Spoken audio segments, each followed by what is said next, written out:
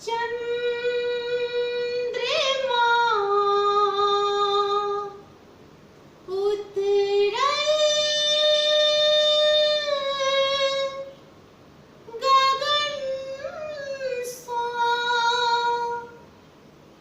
चांदनी के सजाओ चंद्रमा उतरल गगन सो, चांदनी के सजाओ चंद्रमा उतरल गगन सो।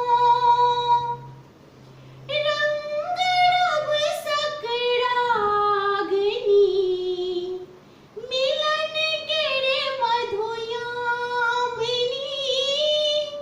रंग रब सकराग्नि मिलन केरे मधुयामिनी, बात मानू आई तैल पिया सनेहा लगाओ चंद्रमा उतरल गगन सा।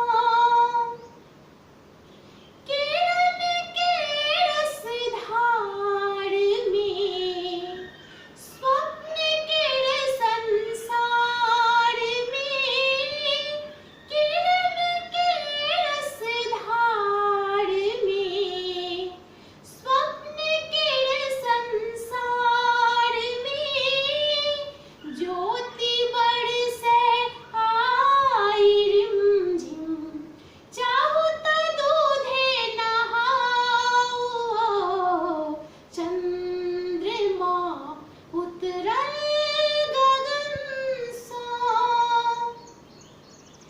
केहन अपरूप रूप ई, अछि श्रृंगार अनूप ई, केहन अपरूप रूप ई, अछि श्रृंगार अनूप ई, खान पान मखान शोभित मैथिली के जगाओ चंद्रमा उतरल गगन सो, चांदनी के सजाओ चंद्रमा उतरल गगन सा। धन्यवाद सब के।